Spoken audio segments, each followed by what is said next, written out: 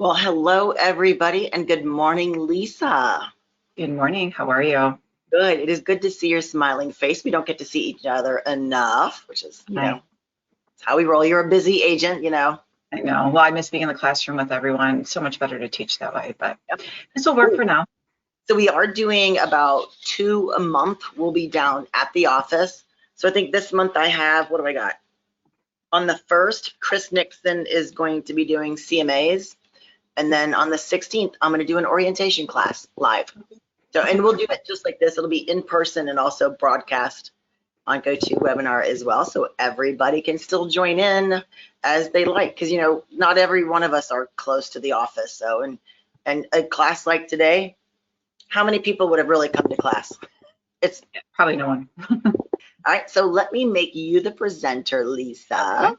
Sounds good. So I'm going to show my screen here. Just bear with me. And then I'm going to turn off my camera too. So, alrighty. Well, we're going to get started.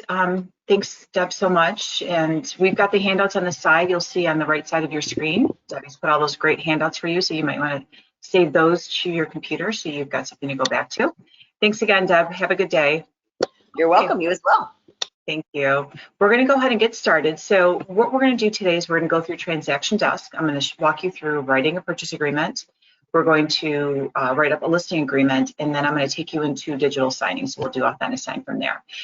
If you have any questions, if you look to the right of your screen, you should have an area where you can type in questions.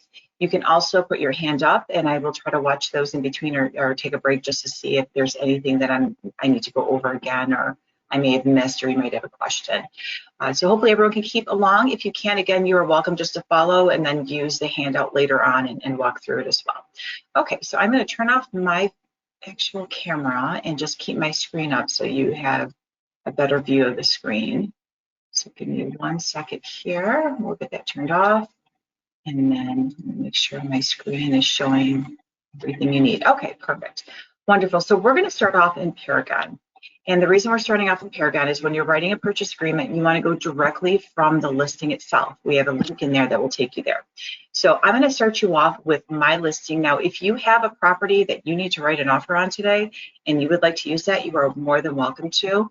Otherwise, I'm going to give you one of my listings, and that way you can write the offer on that. You can do the Authentisign on that. And you can even send it to me if you'd like. If we send it to someone else and we think it's a real offer. So we don't want to do that. So I'm going to give you a property address, and you're going to type it at the very top of your screen. So it is going to be 9393 Sycamore. So at the top here in your power search, I'm going to type in 9393. It's just Sycamore. It's a little condo over in Davison. And if you scroll down, this out of the way, as you scroll down, as you type it, it should give you the options of a few listings. So we're going to go with the active one. It should start with a 5009. So go ahead and click on that, and that will open up the listing for you. Once you have your listing open, again, if you're not using my listing, whatever property you want to use, two things you need to look at. First of all, we're going to look at the disclosures. Now, if this listing is a My Real Source listing, it was entered into Paragon, you'll have no problem if there's disclosures. It will automatically pull them in for you. If it is another MLS, someone we're data sharing with, then you're going to have to download those to your computer and upload them later. So you'll have to go to D where it says Documents here. And then you'll want to click on each one. So seller's disclosure statement, and that should download it right onto your computer. If you're using Firefox, you should see in the top right. If you're using Google, it's typically at the bottom of your screen. And then your lead-based paint. Okay, and then there's appraisal guarantee addenda, but I'm going to worry about these two right now. And then you can select your back button here. And again, if this was entered into Paragon, and you can tell by just scrolling down a little bit further here, and it will tell you under the listing agent information which MLS. So this is My Real Source. It was entered into Paragon. You don't have to download them. But again, if you're using a different property, just watch for that. Okay, we're going to go ahead now. The second thing we're going to do is we're going to select our actual link that will take you into Transaction Desk. If you look here to the left, you should be on a Legacy Full Agent Report. If you're not and you're on the Agent Detail with Map, it's going to be in the center of your screen, but your icon should be on the left. And we are looking for a little blue sign here with lines in it. It'll say start a transaction when you hover over it. Go ahead and click on that, and then just give it a second to load.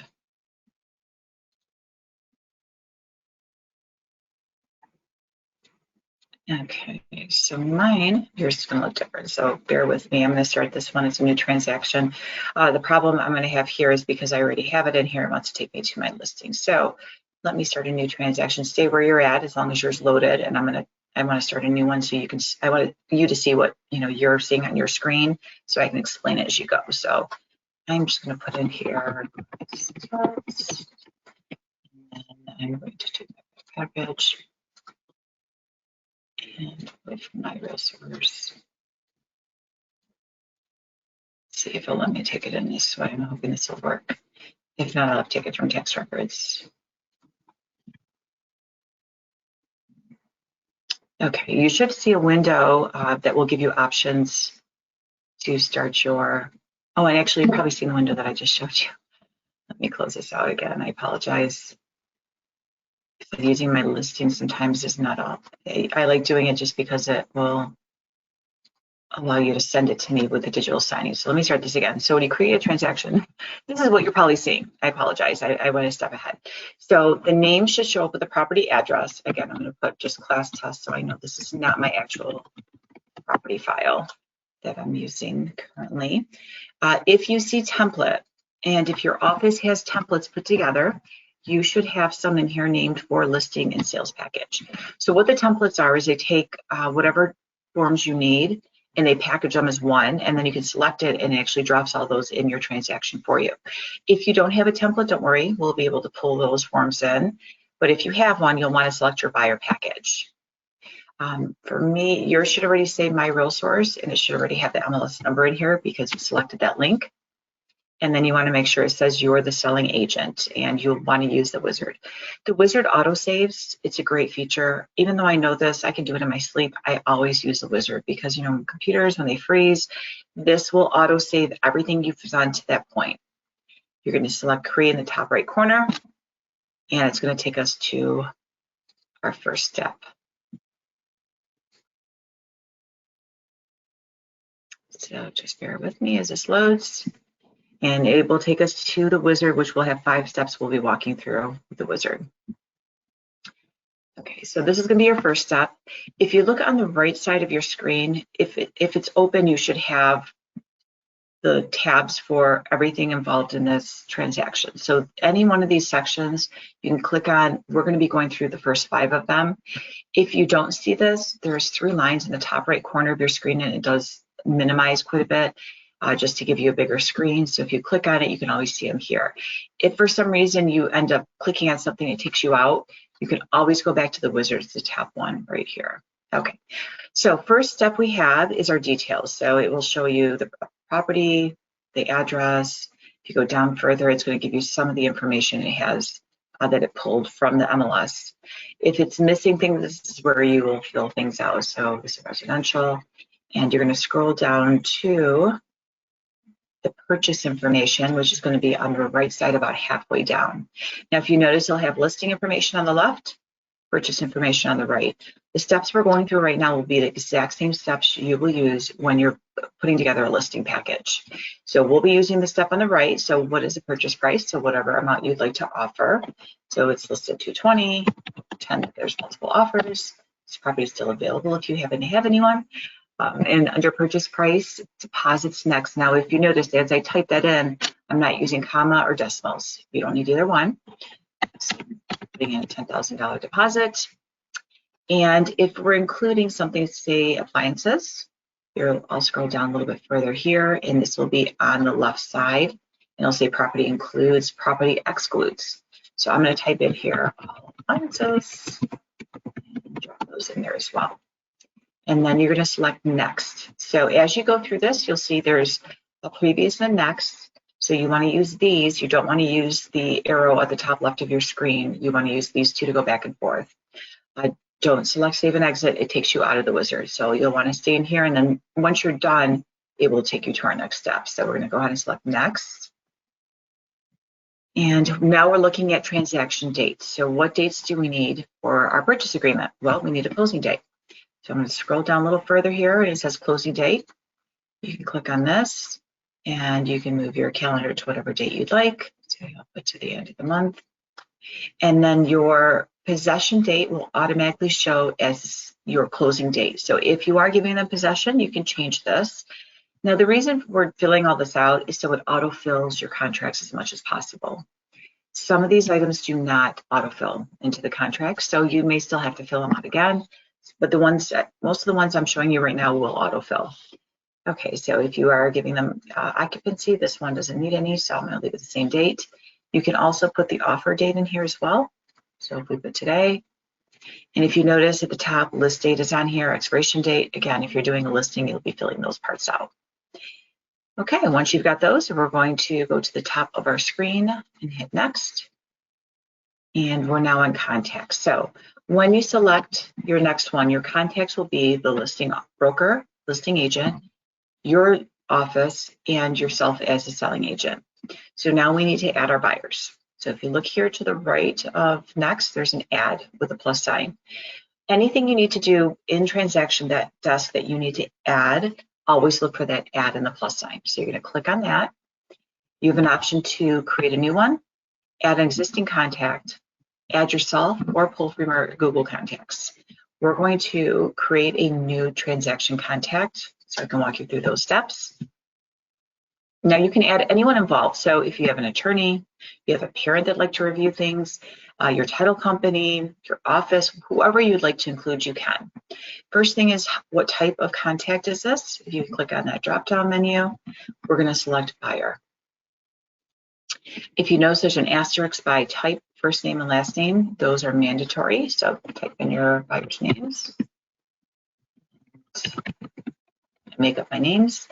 And then email address, use your own. So you can use this for Authentisign later and send it to yourself to sign so you can go through the steps that a buyer would. So type in your email address as well.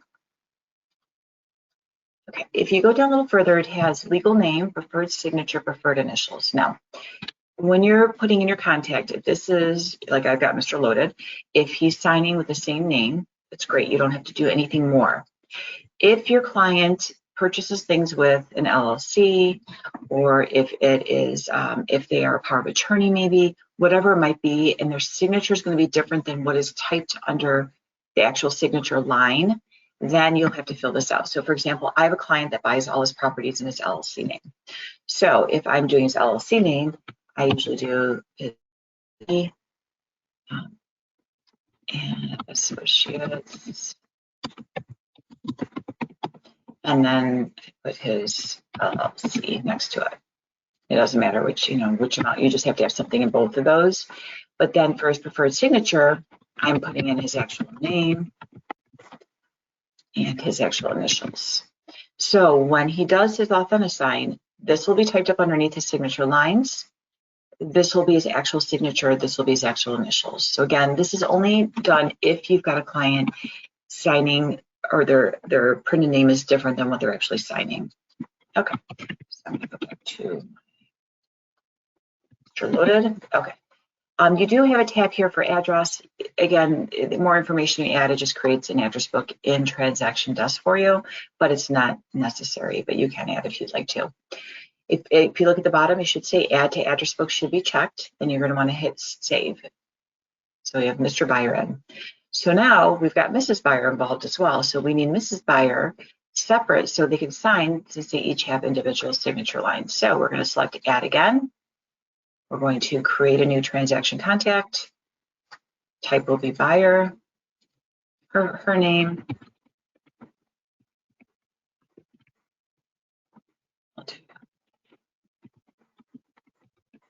And then your email address as well, so we can create a signing for her. And then everything else should be good. Just hit save in the top right of your screen. Okay, so now if you look at your contacts, you should have listing and selling brokers. You should have listing and selling agent and both your buyers. Now we're going to select next.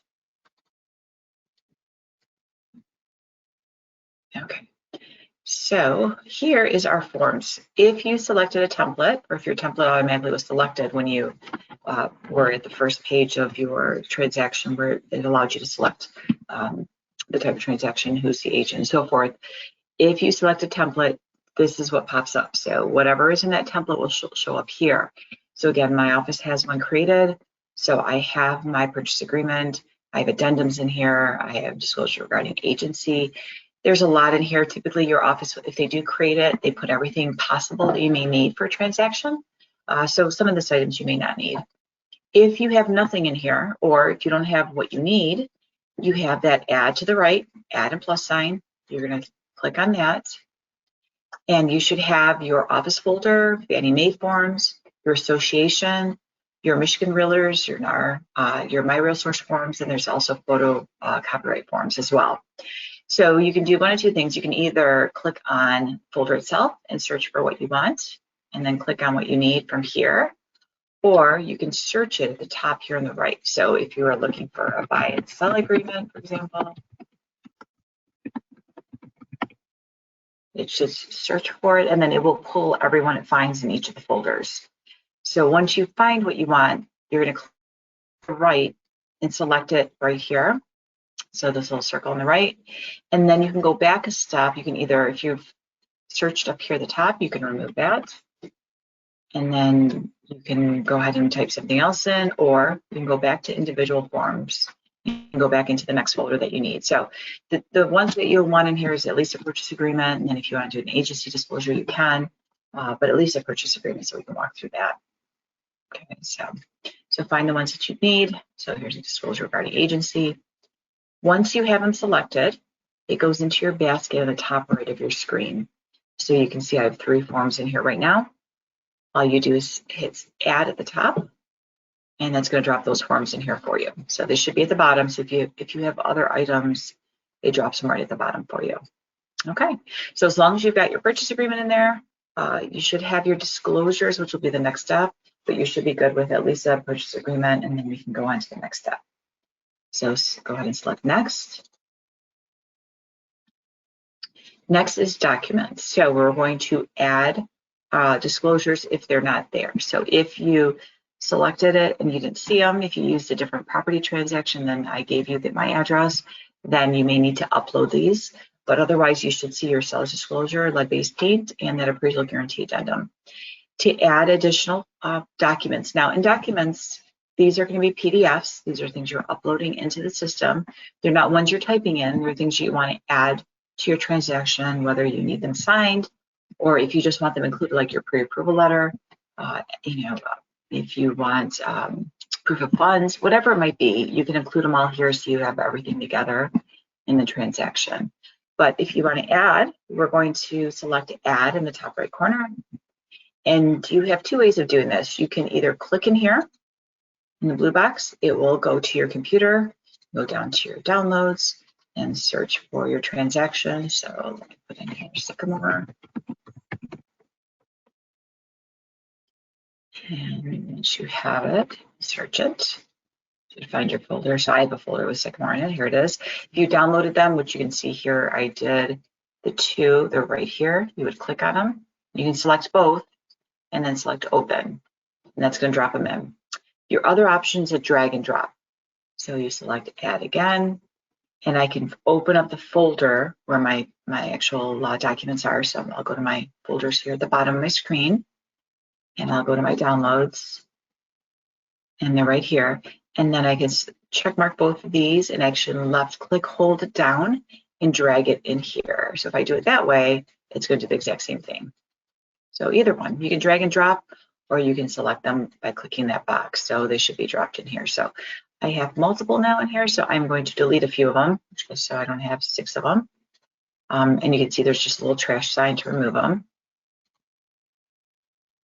Okay, and then we're going to select done. So we've now went through our 5 steps of the wizard. So we pretty much went through and added our contacts. We added our forms in here.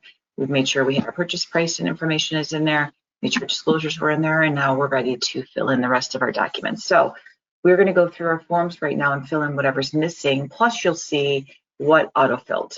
Okay, so you're going to go to your forms. So your form should be on your dashboard. This is your transaction dashboard. This is your main page of this transaction.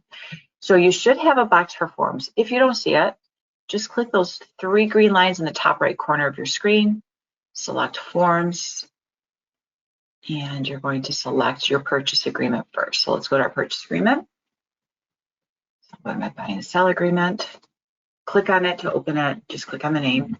And it now takes you into a form editor. This is where you can type things in, remove things, add things, and so forth. So we're going to walk through all those steps.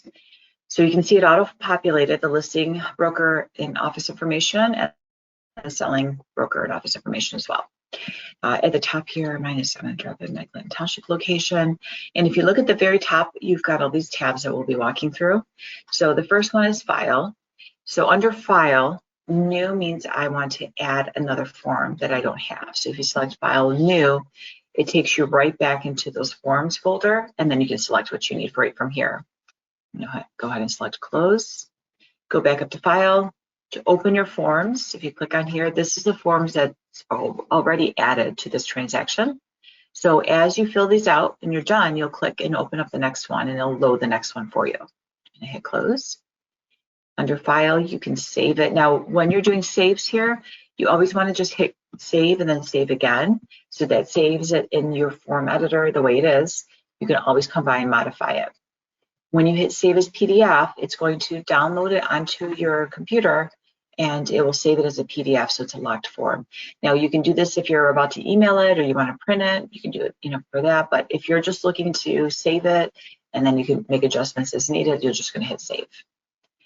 Copy, if you want to copy this form and make a second copy of it.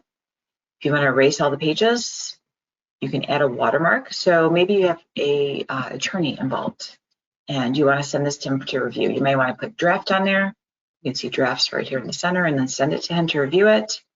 If you go back to File, go to Watermark, I can remove that right from here. Okay. Under File, you can hit Remove. That deletes this form, which we don't want to do. You can print from here. I can send this to an email, a fax, a document. I can mark it up. They have help, and then save and exit, which we're not going to do right now. Okay. The next thing is fonts. Now, if you notice, my listing broker, selling broker is cut off. So under fonts, you can change the font size, the font style. First thing is style. I've got Helvetica Bold. You can use any of these that you like. Then it's the color of your font. Now, whatever color you select here, it will show. So I had a new agent tell me that he would put everything in red to make sure he had everything filled out. And then once he was done, he would go back and change it to black. So you can use, again, whatever color you want. If you want pink, you can use pink. But whatever color you select is what your client's going to see. So if you don't want them seeing that, you want to make sure you go back and change it. Under your color is your size. So mine is pretty big, so I'm going to go ahead to a 9 point, and then that should fill things in a little bit better for me. And then text functions, that makes it all caps, makes it all lowercase, or makes it both. Okay, so that is your font and your file. So clause, if you see a clause button, that means you have clauses that have been created for you. If you don't, no worries. I will hopefully have enough time at the end to show you how to create them. A clause is something that you use over and over. So for example, if you do like the appliances, one issue I found over the years is that underwriters want something stipulated in there about all appliances with zero value. And I get tired of writing addendums, so I started creating it that way when I type it up. So if you go under clause, and then you can type clause. Let's see if this is going to let me do it here. It needs to be a multiple line box. I'm not quite sure why it does this, but even though there's multiple lines there, it doesn't read them as multiple. So bear with me here. I'm going to go down a little further. Should be at the very end right here.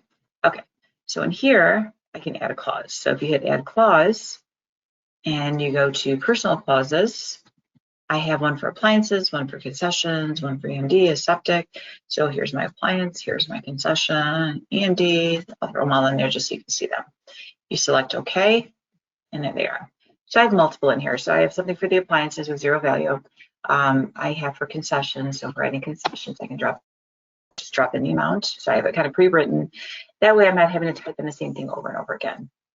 I have EMD in here, but you may not need this depending on what your contract has it. And then I have the seller, if you want the septic cleaned out prior to inspection, which I noticed some have told me that they should be cleaned out before inspection, but again, so again, those are just some of the clauses I have set up. And if you don't see any, no worries. I will show you how to do this later. Now for the appliances, since I wasn't able to add it where I wanted it, I'll highlight it. I select Control and C for copy. I'm going to go back to the line where it needs to be. And I'm going to add it up here at the very top. So now I'm going to hit Control V, and there it is. So now it's where I need it, and then I can remove it from back here. Okay, so those are your clauses. Next, we have transaction forms. If you click on that, that again is all the forms you already have selected for the transaction. So if you need a different form, once you're done with this, you would select the next one. Okay, so I'm going to go ahead and hit close. And to the right of that is a book. If you're looking at a purchase agreement or something that has multiple pages, this just scrolls from page to page for you. That's all it does. So it takes you back and forth. Next, you have the zoom. This will zoom to wherever you need it. So if I want to zoom this because it's hard for me to read, I can zoom it, or I can zoom out. This will also make it to fit the width of your page or the length of your page or height. Okay, then we've got markup. This allows you to do different markup tools. So it's got a strikeout, a line, a highlight, a redact, an annotate, and clear all. So I can strike things out in here if I wanted to. So if I hit strikeout and I want to draw a line in something here, for example, maybe seller paid warranty. Maybe I want to remove that. I can left click, drag that. It creates a line through there. Just make sure you're putting initials, your client's initials next to the changes. Usually I do this when I'm in Authentisign, so that way I can make sure I pull in my initials and my signatures everywhere I need to. So I usually do it in there, but you can do it in your form editor as well. Okay, so next is your pen. This takes you to Authentisign and then save and exit. So those are all your tabs at the top. We're gonna just go through this real quick. So now if you need to fill things out, you would just go in here and put on here whatever you need to, make your changes. And check mark the things that are missing. So that's the idea. Once you're done, it's supposed to autosave, but I always go File, Save, and Save. And you don't have to fill this out right now. I just want to show you real quick how to do it. And next time when you're doing the actual contract, you can, again. Okay, so that is everything in our form editor. So once you finish with this one, again, you go to transaction forms, fill out the next, and so forth. When you're done, you're going to select Save and Exit. That will take you out of your form editor. It takes you back to your transaction itself. So we're back to the form box with all the different forms. And I want to walk through the rest of the items on here for you real quick so I can explain everything else here on the right. So if you don't see them, you're going to go to the top of your screen and click those 3 green lines. So it should open up. And Wizard, again, is what we went through already, those 5 steps. So we should be set with that. Dashboard, if you click on that, takes you back to your main dashboard for this transaction. Details is going to be step 1 of our wizard. So that's where we added things. So if you ever come back in here, you don't need the wizard, you need to make just one quick change. You can just select the section you need. So here's your details. But if you do make changes, just watch to make sure that there isn't a save button. Sometimes you need to still save it. Under details, you have contacts. That's our second step. So if you need to add different ones, you can. If you click on these right now, you have more options. Once you go in here, you can make changes to this, save, make sure you save. And then the menu is to the right of that circle where you select. So if you look to the right, you click on that. Now you can edit, you can activate your dashboard, which I just opened. You can email that client or you can delete it. So you do have a few options in here. To the right of your screen again, if you go down below contacts, it's our forms. So if you need to add more forms, you can. One thing I like to do once I have everything in here is I like to change the order of my forms. I like having my purchase agreement at the top. So usually I go to my buy and sell agreement. And if you look to the left, there's like a little piece of paper here. And to the left, there's multiple lines. And then it should create like 4 arrows. So if you left click, I can move this up to the very top. So it's my first one here. And it always does this. For some reason, that first one doesn't make it easy to move into that first line. So I would usually move it to the second and move it again. I'm not sure why, but so if you go to the top here and do it like right after to addendum, and then I'll switch it again, doesn't give me a problem. So there we go. And then I like my agency disclosure. So I can move that to the top and so forth. So you can move these in, like I said, whatever order you like. Okay. Also, those three dots, your menu for each one of these now are a little different than before. So if you click on these, you have an option to preview it, which is what we saw earlier. The preview button will actually just show you, it doesn't take you into actual form editor, it just shows you a quick view of it. So this is a great way to check to make sure this is the correct one. If it's not, you can go back to that dashboard into your menu and click delete. You can download this, so it'll save a PDF copy on your computer. You can rename this. I use this quite frequently when I'm doing addendums because, by the time you get done with your transaction at the end before closing, you may have 2, 3, 4 addendums, depending on what changes you have going on. So I like to rename them because if I have an addendum for concessions and then I have addendum for extending the closing date, or then it gets confusing because they all say general addendum. So I do like to rename them. And all you do is you click rename and then change the name to whatever you like it to be. Go back to your menu. You have an option to edit the form. Again, that's the same thing we did earlier. You just double click on the name. It does the same thing. Takes you back to your form editor. If you go to send, this will allow you to send it to an email, to a fax, to Authentisign. Copy or move it. Now, if you have something in here that you're using, again, for example, maybe you're buyer agency, you've written your client this offer, didn't go through, you're writing another offer for them, you want that buyer agency contract, you can copy it from here, or you can move it into another transaction. So you can copy to a folder, which would be your other transaction folder, or you could just make another copy in here and download it, whatever you'd like. Okay. Back to your menu, you go down a little bit further, and you have slice and markup. So earlier I was showing you slice and markup. I didn't get into it. So slice and markup allows you to remove pages, which I use frequently, and mark up your pages. So removing pages, when I have a purchase agreement and we've modified, say, just the price on the first page, a lot of times I want to send it just for initials, and I don't want to send back the whole contract again to my client, so he's confused. I will hit slice form and doc box. And what it does, it takes that form, which this one's not going to work, it's only one page, let me find another one. It takes that form and it will take it into an area where you can remove what you don't want. It does create a PDF of it too. So let me find, here we go, the buy and sell agreement, for example. So if I go to slice and markup, slice form and doc box, which makes it a PDF, here's my form. So I don't want these additional pages, they've been signed. I just want page 1 because we made the change just there. You select the pages you don't want. You click on the trash can all the way top right here. It'll ask you if you want to continue, hit yes. Then you have just the one page you need. And then you're going to select save. And in the center here where it says save as, and you're going to name it. So usually I'll do PA revised page 1. Then I know this is just page 1 of my purchase agreement. So I always want to do save as. I don't want to save it because it's going to save the change on the form I have. And I don't want to replace the document. So I'll hit save. So now I'm going to close. I'll ask you, do you want to save changes? Hit no. And I should have in my documents that form, PA revised page 1 PDF. Okay, because it made it a PDF, it drops in documents. Everything in your forms are forms that you are able to modify. So it's things that are in the system already for, they're set up for you to type into. If you go into documents, these are all PDFs or locked. You're not able to make changes other than doing like markup, which I'll show you next. So that's the difference between the two folders.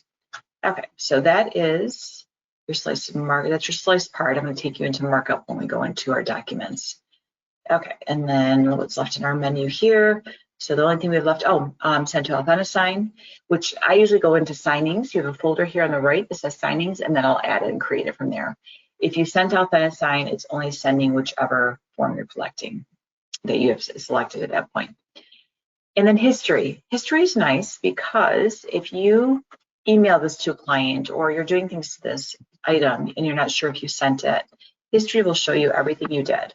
So you can see here I attached it and I've created it, but it doesn't show anything else done to it. Okay, so that is everything in your menu. Again, you can see your add buttons up here. Now, if you need to do something to multiple forms in here, so for example, I filled out all my forms, I saved them, now I'm meeting with my client. They're not doing digital, they're doing wet signature. So I'm going to select now the forms I need, drop some into my basket. When you select your basket, now I have an option to send to Authentisign. I can copy them. I can zip them into a zipped form and then email them that way. The only problem with downloading a zip, you want to make sure that if you send it to someone that's zipped, they can extract it where they're going to have to reopen it.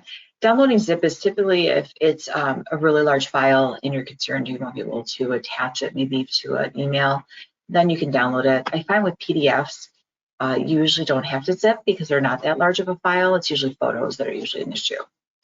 To the right of that, you can print them right from here and then go meet with your clients. I can save them and email them to them. So I can save them all as PDFs and email them to my client to sign. I could send them directly to email from here to a fax machine. This does work. I've tested it. And you have a trash. So if I want to get rid of them, you just hit trash. Okay, so that is everything in your basket. So again, if you need to do something to multiple forms, you would select them and then go into your basket. Okay, so that is everything in your forms. Let's go to our next section, which is our signings. This is what we'll be doing after we get through the transaction desk part. So I'll be showing you that next. Under signings, we're going to go to documents. So go ahead and click documents. And in here again, your disclosures will be here. And then since I sliced up that form, it dropped it in here. Now I want to mark up the form. So I've sliced it, but now I need to change the price. So if I go to the three dots in my menu and scroll down, I can go to slice and markup again. This time I'm going to select markup instead. So once I get into markup, I'd like to zoom because I have a hard time seeing the screen. So I'm going to zoom in here. Okay, so I'm going to scroll down. I'm going to go to my purchase price right here. Okay, so we have a counter. I need to change the price. So go to our text here. And then it will drop it wherever you click. So I clicked on my text. I'm going to drop it up here because then you can move it. So I'm going to click up here just so I can see where I'm typing. If you notice, my cursor will be flashing. And then I'm going to type in. So I need to change the written part and I need to change the actual price. So we're going to say the countered at 235. Don't worry, I know it's really big and it's not the way you want it. And it's not a problem. Just type it in. Once you do, then we'll modify it. So you should have that typed in. Click off of it on your screen and then click on it again. So now you should see there's squares all the way around. And I can left click and drag it. Perfect. Now I need to change that size because obviously that's way too big. When you select the right click, it gives you options here. So two things I want to change. I'm going to change where it says transparent to white so I can cover up when I'm reading above it. I'm going to change my font size and try to get closer to the size I have on there, which I'd say probably a 10 point. And then if you scroll down further, I like going bold. Again, you can change the color if you'd like. If you want it in red so they notice the change, you can. You get italic or you can delete it. So now this is covering way too much. I'm going to make this smaller. Let's see, it's a little tricky here. So I'm going to go this way. There we go. Okay. And it's not going to let me go smaller than this. Let's see. Again, sometimes it's going to be tricky trying to get the size that you need. See if it won't let me close it out anymore. It's not. So this is a small. There we go. We got a little bit smaller. And then I'm going to scroll it this way. Okay. It's not covering too much. So I can go ahead and put that right in here. And then I'm going to have my client's initials when I go to Authentisign next to it. And then the price here, I need to change that. So once again, you go up to T for text. And you can do two things. You can either cover it. So I'm going to quick, or you can just put a line through it and have it underneath. Either way, whatever works better for you. So I'm going to do 235,000. Decimals. Okay, again, way too big. I'm going to right click. I'm going to change to white background. Make it a 10 point. And actually, the 10 point looks pretty big. So I'm going to go, I think actually I changed mine to 9. That's what it should be. I forgot I changed it. So, and then I'm going to make it bold. So perfect. So that one looks better. It doesn't take up as much space. So now I can just cover that area and not cover everything else around it. Make sure that covers my wording. Perfect. And then this one, I'm actually going to change to 9 point. Let's see if that will help. A little bit smaller. And it's not. Okay. Alrighty. So that will take care of my two changes. Again, if you want this in red, you can. And you want to put initials. If you don't want to do it this way, you can just put it down here. And then you have line tools. So I do this line tool here on the right. Click on it. You left click, hold your button down, drag it across. There's a line through my price. And then I want this really thick so people can see it. So I'm going to right click. I want to make my size like a 3 point. There you go. And then you should be good. Again, you can change the color of this as well. Maybe I want it in green or whatever, just so that you can see it. Okay, so you can do either way. If you would prefer to put a line and put this below it so you can see the change, you can. Otherwise, you can put it right above it. So either way, but just whatever you do, just make sure you're getting initials from your client for the change. Okay, so that is your text and that is your line tool. So let me show you the rest of your markup tools.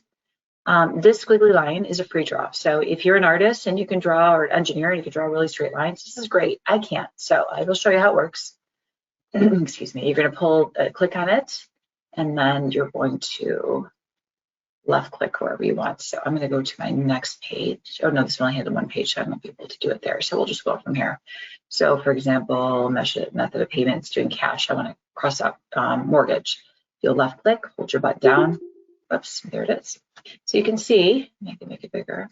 I'm not good at straight lines. So it gets a little squiggly line, looks like, you know, a 5-year-old just drew on my page. I don't want to do that. If you want to get rid of it, you left click, right click, oops, left click, there you go, and delete it. So I'm going to remove that. You also have options here for your highlighting tools. So there's 3 different highlighting tools.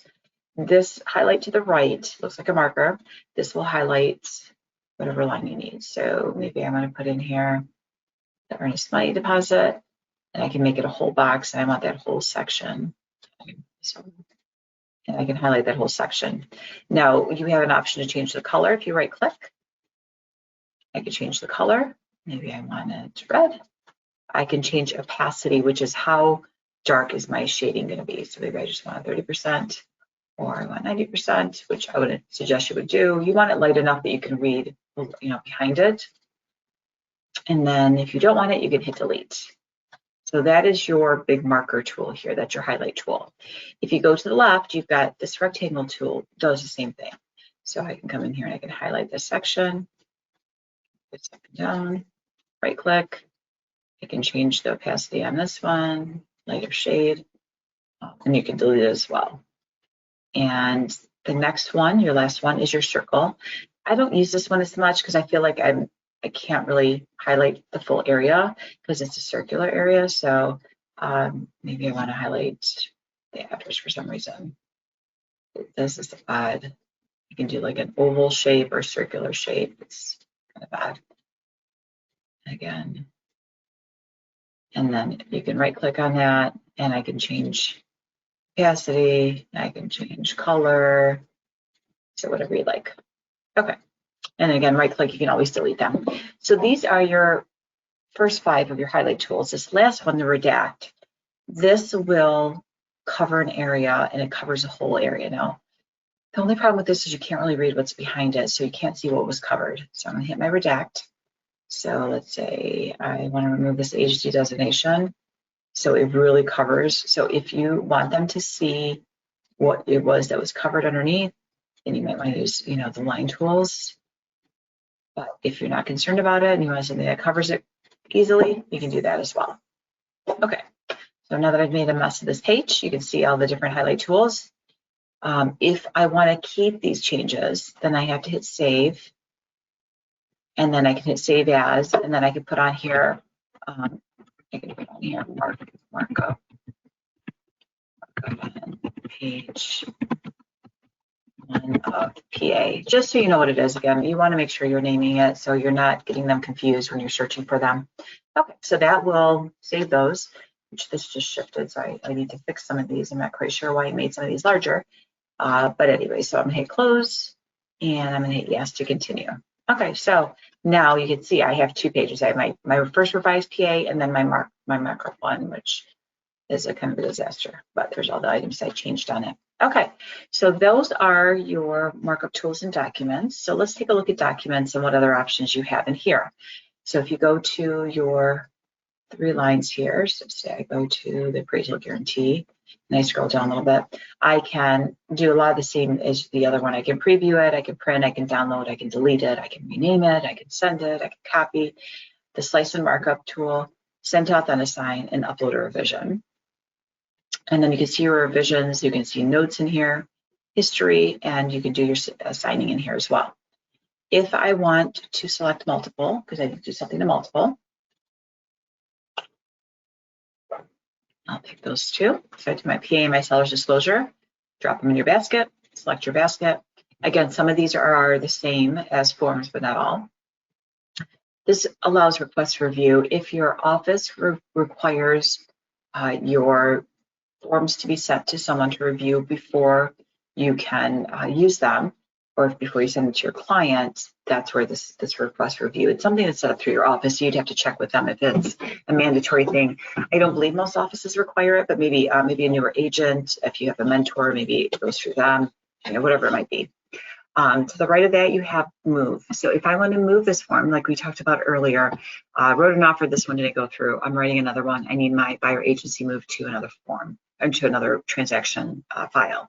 Then you can use this move button, and it will allow you to pick whatever folder it needs to go back to. Let me go back to transaction folder. You can see, there it goes. If you go to transaction folder, the minute you select that link on your listing in Paragon, oops, this thing is moving. It creates a folder for you in your transaction folder. I'm trying to get this to open just to show you. There it goes. Okay. So every time you select that link, or every time you hit create a transaction, it automatically creates one of these folders for you, and they're kind of going to your file drawer. So it keeps everything in there for you. So automatically you have these. So whatever one you're working on. So if I go down to that Sycamore, I probably have multiple in here. Let's go down here. They are. So if I go to one of my Sycamore ones, I should see there. I click on that, I can move right into that form, folder. So whatever folder you created to write a new purchase agreement, you can move your buyer agency in there, your pre-approval, whatever it might be. Okay, hit close. And then you have merge. So what merge does is it puts them together and creates one file. So I'm going to send these to my clients to print and do a wet signature, for example. I have 10 forms here. I don't want to send them 10 attachments, or I'm sending it to my office. You can select merge. You rename it. So I can put on here, offer for Sycamore, and it will create a merge doc for you. So it's going to create one file, and you'll see it. It'll be under documents, and it will have that name on there. So I'll show you after we're done. Copy. I can copy another. I can make a second copy in here. So I'll do that for addendums. If I have addendum already in here, and I need to use it again for something else, I already have my list date on there and all my information. So then I can just copy it and then change the wording. You can copy to a cloud. You can download the zip again. Take these all to Authentisign from here. You can print. You can fax. You can email and trash. Okay. So like I said, a lot of the same things as before. So I'm gonna hit close. And those are all your options in your documents. Okay, so let's take a look real quick at the left side of our screen again. We'll go through the rest of the options you have in here. So under your documents, you have checklist. If you want to create checklists, you can. those are reminders of what needs to be done. So my office does something in here where they have checklists, and they actually keep track of us having everything in our files. So your office might have something. So if something's missing, you might be able to drop that in from here. But again, the checklist might be already created by your office. Create your own to remind yourself of things that need to be done. Under checklist, you have tasks. And again, this also is really good if you want to remind yourself. If you hit add, you can add a new task. So maybe inspection to be completed, and then you can put a due date on it. And that way you can send yourself reminders. Or if you have an assistant or you're on a team, you can send reminders to each other. So that's your task. Call logs. I don't really use this. You can keep track of any calls that you make to your client and put in your message. Maybe again, you have an assistant or someone that helps you. They can come in here if they made a call to your client. They can type in, who you called and what the subject was about and what the message or what what their answer was, whatever it might be. Service orders. So service orders allows you to add like title companies and different types of companies that are involved in the transaction. But you can also add those when you add your contacts as well.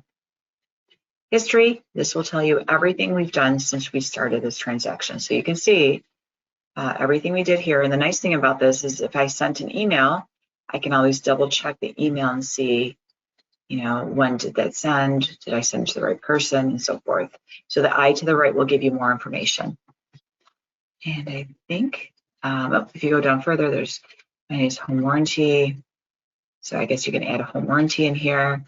They have some new items here that I really haven't used yet. Title order, you can order right from here, I guess, your title work. Again, our office set up a certain way, so I guess it just depends on your office. Marketplace allows you to use additional features that TransactionDesk has, but some of these, there is additional fees for it. And then you can start advertising in here as well. Again, I believe there's additional fees for this as well. So I'm going to just close that out. Okay, so we have gone through everything on the right side for screen. We're going to go back to dashboard. And okay, so we're back to our main page of our transaction. So the steps we took, just a quick overview. We went from Paragon. We went to our little link here. And I'm just doing this as a quick refresher just because we went through so much stuff. Once you clicked on that, it took you into your wizard. You walk through your 5 steps of your wizard. Once you're done with your wizard, then you actually click on the forms that you need, fill those out, and then you can go on to the next step. Whether you're doing a wet signature, you can print them or email them to your client or go right to Authentisign. Okay, so it's more simple. Again, we went through a lot, so I know sometimes it becomes confusing, so I just wanted to give you a quick refresher on that. So that is everything in setting up a purchase agreement. So now I'd like to show you how to do a listing agreement, because a lot of times you're listing these properties, you're not going from a listing itself, you're starting a new transaction and pulling from tax records. So I'm going to show you in Paragon how to get to it. I'm going to close out my tab here, and then I'm going to go back to my Paragon tab. It should be open at the top. If it minimized, it might be at the bottom, and if you don't want to go from there and you want to just stay where you're at, you're welcome to do that as well. But I'm going to walk you through that. So back to Paragon, if I want to go into TransactionDesk, they're always under resources. Any of your additional sites are in here. So you're going to go to TransactionDesk.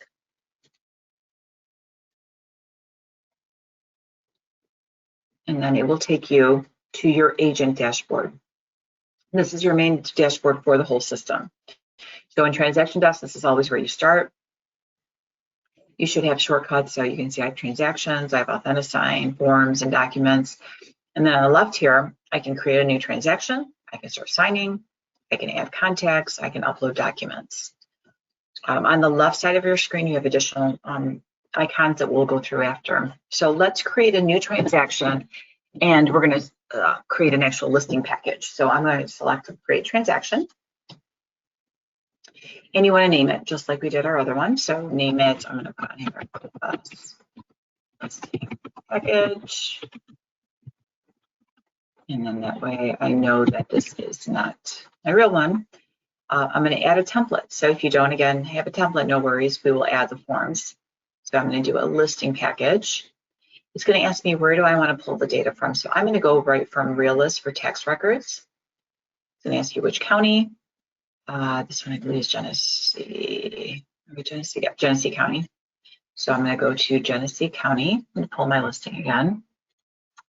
And it's going to ask you for a tax ID number, which you're probably not going to know, which I never know either myself. I'm going to click that magnifier. And here I'm going to search. Now, the one thing with the search, it's just like Paragon. If you add too much, sometimes you can't find it. It's pulling from tax records, so it's very specific. So the only thing I would add in here is your street number, street name. Do not add road, do not add lane, do not add avenue, and then allow it to search it. So it's 9393 Sycamore is my listing if you're using the same one. You know what, this might take me back into my other one. I'm going to pull my other listing, and you're welcome to stay in this one, but it might pull me back into the transaction we did already. So I want to start a new one, so 6366 West Walton Lake. So let me see if I can find this one. This might be a little more tricky. This one is in Roscommon. So let me add my cottage in here instead. I just want to start a new transaction and not have it take me back to the one I was in already, and I might try to. So let's do 6363. Let's see if I can find it. This one, again, is going to be tricky because it's West Walton Lake. It's not going to find it. So let's try W. Nope. And let's get rid of lake. Yeah, so don't get frustrated if this happens to you, because it's pretty typical when there's more than just an actual street name, and it has more information there as well. So let's see if I do.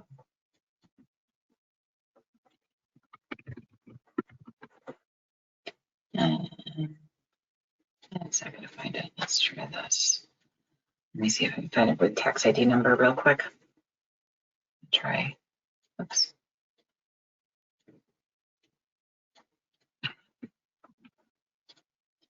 All right, let's see if I can edit this. And if not, I'm just going to pull it from my resource and just do it that way. So tax number. Maybe, yes, finally found it. Okay. You can see it's got W, Holton Lake Drive. It didn't want to find it. So I'm going to select that one. Okay. Once you select it, make sure it says you're the listing agent. You're going to select create. Perfect. I don't have to worry about it pulling into my old file. I'm going to walk through this pretty quick just so we have enough time to get into Authentisign. Plus, I'm going to show you how to create a few things. So I'm going to kind of skim through these and explain them really quick as we go. So first one, again, same thing as we did last time, the same 5 steps in Wizard. Now you're looking at as a listing. So the difference in this one is you're going to go down to your left side and put in here your actual list price instead of office price. So you would put in whatever you're listing it for. So for now, and then you'll select next. Transaction date. So now we want our listing date. So put Saturday and expiration date, and the month just for whatever, and then hit next.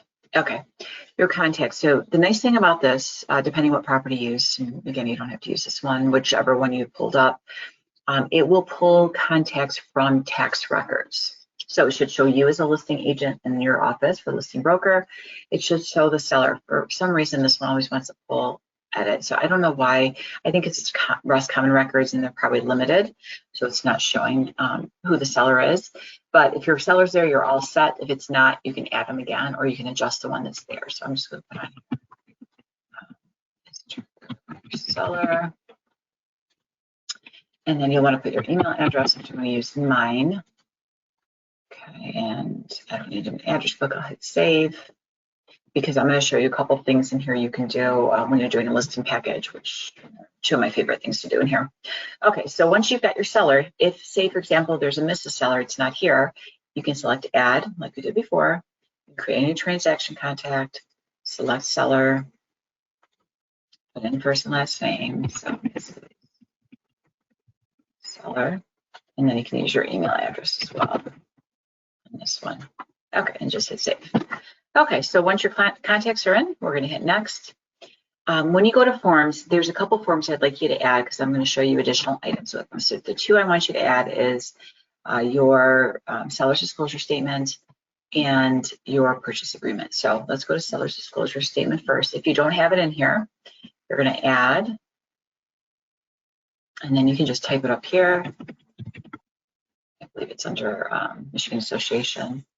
Seller's disclosure statement we want for, let's see, it's not giving me for the, here it is. Okay, so seller's disclosure statement, there's one in here. I'm gonna go to the one under, my realtors may even have one in here, maybe not. Oh, here it is.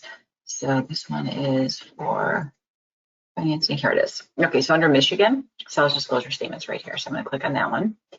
I'm gonna hit add.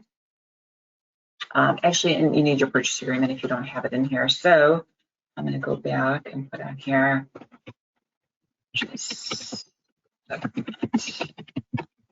Actually, I'm sorry.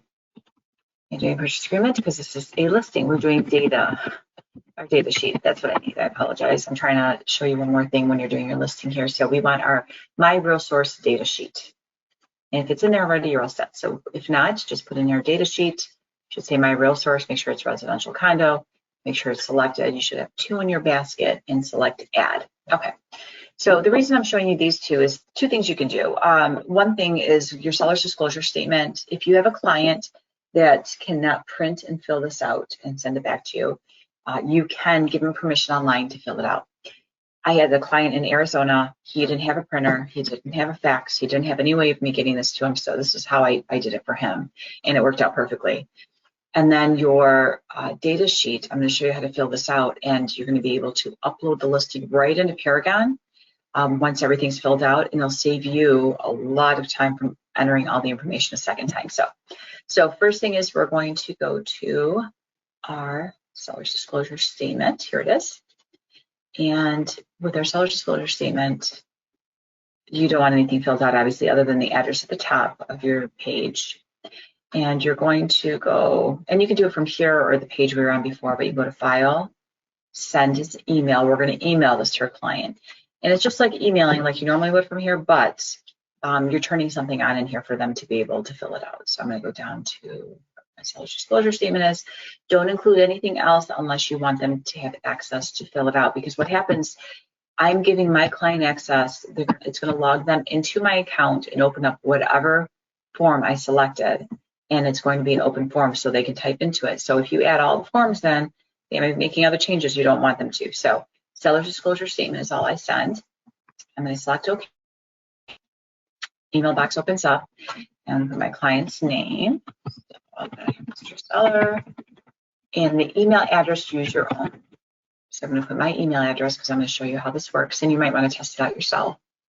You can change the subject to seller's disclosure statement so your client knows what you're sending them, and then type in a message. So usually I type in a message. I actually have a message typed up that I will copy and paste it in all the time because it explains to them how to fill it out. So that's always good to have. You're going to send as link, and you're going to allow editing of forms. If these 2 are not selected, they will not be able to open it up and fill it out. So send as link, not attachment, because then it's an open form, and then allow editing of forms. So those are your 2 things. You can do an expiration date on here. If you do an expiration date, it will allow them to fill it out up until a certain date, then it locks them out. Now, I guess, I usually put an expiration date just because I don't want them coming back 2 weeks later and making a change on there that I didn't know about. So typically I will put some type of expiration date. I give them enough time. I don't do it today, but maybe I'll give them till, next week to fill it out. So send as link, allow editing of forms. It's going to send to my client. I'm going to hit send. And now I'm going to go to my email and I'm going to fill it out to show you how it works. So I'm going to go to my email window, and that up, and you can just watch what mine does. You can try yours. You're welcome to do either one. Okay, it'll come through. There it goes. Okay, so you can see it shows that it's coming from me. Seller's disclosure statement, that was subject I put on there. Click on it. And this is what it'll say. This email was sent to you by Elizabeth Harris. These documents are related to your class listing package transaction, which would have your actual property address. You can download these documents by clicking below. You can hit to respond directly to sender from here. I click on this. It's going to open it up. And if you look at the top of my screen, it's taking me into TransactionDesk. So they get kind of the same view that you have. The only difference is they can only save, print, exit. They can go from page to page. They can zoom in and out, and they can save and exit from here. So they can't do a lot of things. So then you ask them to come in here and tell them, make sure you're filling out if everything is working or not working, not available. So they're going to go through all this and fill out, whatever you want them to fill out. Just throw a bunch of these in here. Okay, and then they tell them to go through a little bit further, and then they're going to fill in information. Yes, there was water in the basement. So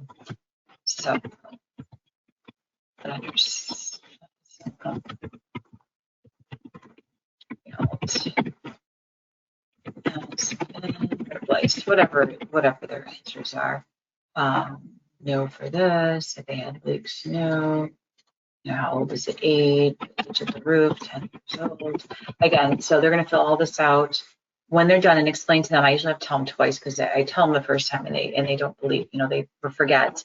I always tell them they're not signing because they think that they need to sign, and they try to download it. They try to figure out sign. They don't want to print it. And they try. So I tell them, don't worry about signing. You'll sign after it gets back to me. I'll add it to the rest of the package.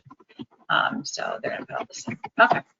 So again, once they have this filled out, all they're going to do is hit File, Save, and they're going to exit. They can print a copy, let them know if they'd like a copy, but they're going to get a copy when they do their signing and exit. That's it. So now I'm going to close out this tab. If I go back to my email, I get another email, and it tells me that I sent to Mr. Seller, and he's now opened the time that he opened it at. So it does give you, like I said, it gives you an email to let you know that it's been done. Okay, if I go back to my TransactionDesk, I'm going to exit real quick. Might have to exit out of the file completely to see the change, but I'm going to just try to save and exit and see if I will see that change. But again, this saves so much time. There it is. Let's see if we can see what I filled in. Yep, there it is. You can see all my check marks. I wrote in here about sub pump. I'm doing good if I didn't misspell that. 10 years old, gas force air, 5 years old. Okay. So again, everything that they typed in, I can now see it. It's all set. I can add it to the rest of my transaction, have them sign all together. Okay, so that is your seller's disclosure statement. Now, if you go to your transaction forms at the top of your screen, and we're going to our data sheet, not our purchase agreement, our data sheet, residential. And I'm going to have you fill out a few things here real quick, and I'm going to show you how this works. So the idea of doing this is so you don't twice, because when you fill in your data sheet, you're filling in pretty much everything you need in Paragon as well to create your listing. So if I have to fill out in here and then go back in and fill out again in there, or my front desk staff has to do it, this saves me time, saves them time. And also I can double check to make sure there's no typos, and then when they get it, I don't have to double check what they're doing because it's already filled out.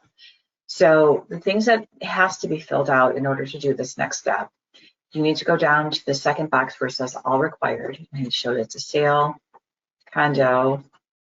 Make sure your list and expiration date and price is in there. And then the section where it says location info, which is another 2 more sections down, this has to be filled out. So school district, I think it's Davison. So Davison Community Schools. And my area municipality is not in here, so I'm going to select Davison as well. But no, actually, I apologize. This is not Davison. This is Home Lake. And I forgot I did the other one. And if you have the incorrect one, it will give you errors. So I need to put in here Home Lake. It'll be Davison if you're using my other listing. Home Lake Community Schools, area, Home Lake. Perfect. Okay. So as long as your county, school district, address, city, area, city, and subdivisions filled out, you should be good. So those are the main things. Now, when I do this, I fill this out. I might meet with my client. I come back and I fill in whatever was missing. I make sure everything is filled out in here, because the more I have in here, the less I have to do when I go into Paragon. And then I make sure I save it. So we'll save it. And then the top here on the right, just before save and exit, it says upload listing. You will only see this button in this data sheet. So if you try to do this with anything else, it doesn't work. So in your data sheet from my real source, this upload listing will be here. You left click on that and then give it a second to load. It's trying to push all the information to Paragon. So it does take you got to give it a couple minutes. But once it's done, you will get a message that it's been completed. There it is. So it's been sent to the MLS system. Now it's sending it as a partial. It's not making it live. Then I go into Paragon. I'm going to go to listings, maintain listings partials. I want partials here. Hit maintain partials. I'm going to find my partials, hit search, and there's Houghton Lake right there. I'm going to scroll over, select an action here all the way to the right, and I'm going to maintain my partial. So now it's going to open up my listing and put everything that's in here. So if you filled in everything in your data sheet, the only things typically left are here is your status, and then it's going to have you double check things, and then you'll have to add in your photos and your disclosures. But all of this information should be filled in. Everything that's required should be filled in other than those few items. Then you can come in here on the left, you can add your photos, and you can add your disclosures as well, and then you can make it live. Okay, this again will save you a ton of time. This is my favorite feature, so I use this all the time. Okay, so I'm going to go back here. I'm going to close this out, and I'm going to save and exit so we can get out of our form editor, and it'll take me back to my transaction and my wizard. So we were on step 4, the last step. If I hit Nexus Documents, if you're doing a listing, typically you won't have it documents because you're creating your self-disclosure in your lead-based paint. But if you have something that you need to include, maybe it is a bank owned and you've got some bank addendums or whatever it might be, you can upload in. And here, again, just hit add and drop them in here. Okay, I'm going to hit done. And we are done. So we have gone through creating our purchase agreement, creating our listing by starting a transaction in TransactionDesk, and using our tax records. The only thing left is our signings, which we're going to go into right now. But before we do, I just want to give everyone a minute. If there's any questions, I've been trying to look, but I haven't seen any. So if you have a question, you want to type something in here, go ahead and type that in your chat box on the right or question box, either one. If you would like to unmute yourself and be able to talk, just raise your hand and I can unmute you. And then you can just ask me any questions that you have at that point. But otherwise, we're going to go into Authentisign now. Okay, I'm not seeing any questions or chats, and I don't see anyone's hands up.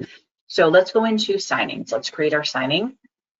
And then after we're done, I will take you through all these icons and show you a few other things. So hopefully we'll have enough time to get through that.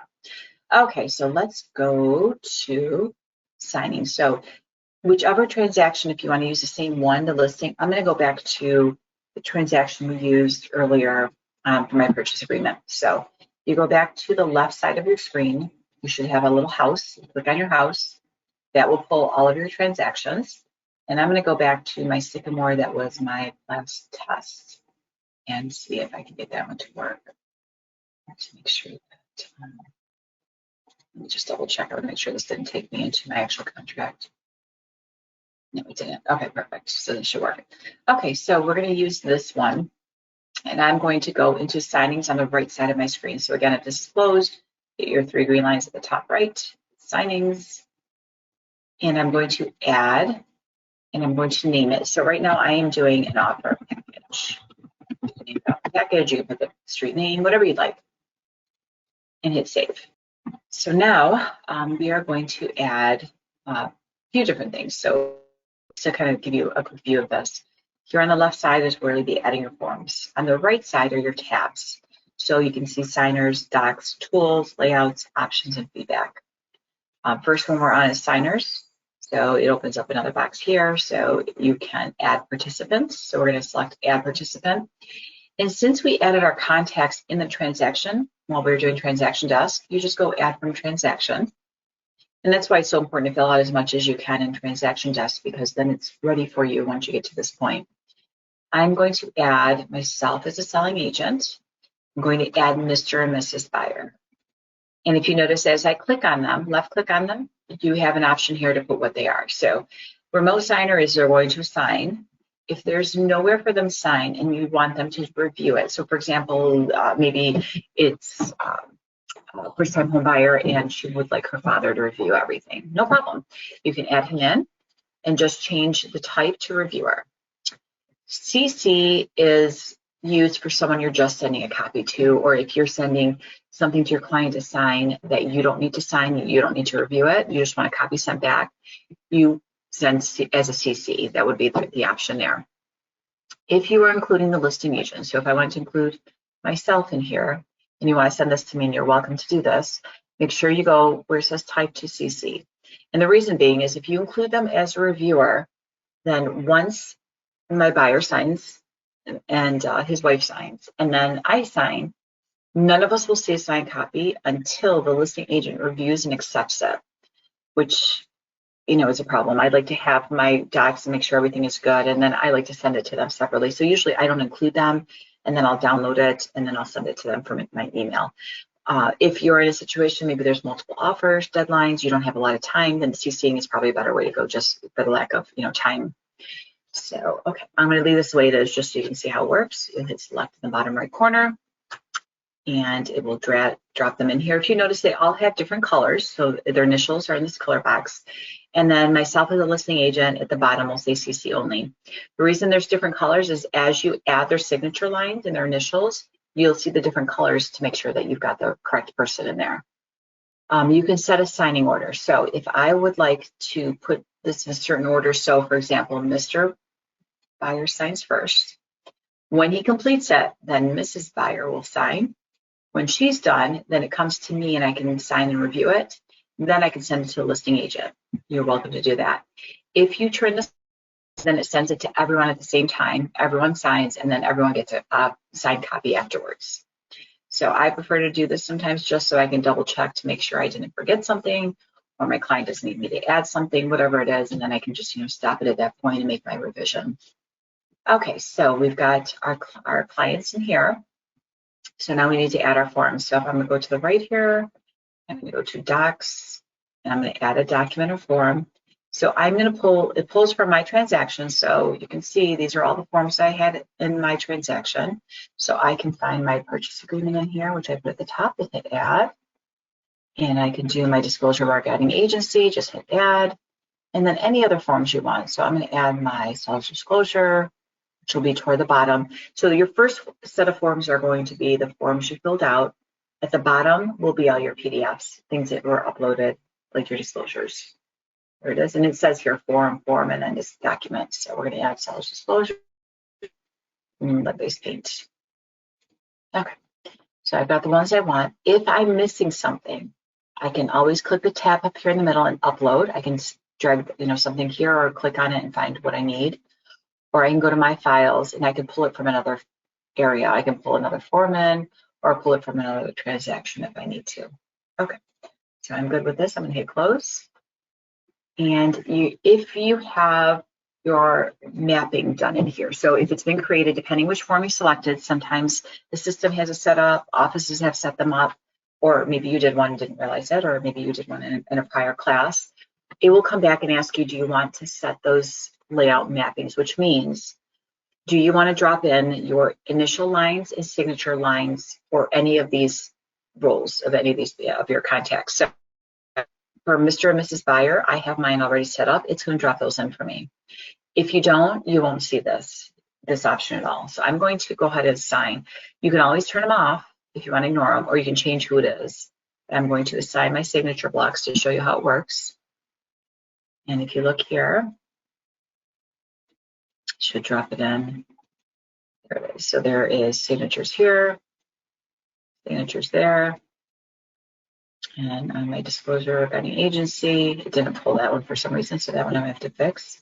And my disclosures, it will not typically added a text line to make sure where that one was saved from, which I'm going to remove. I'll have to remove that. But usually I don't. I do, honestly, I'm sorry, for my listing, I did have one in here, so I'm not sure why I didn't pick it up.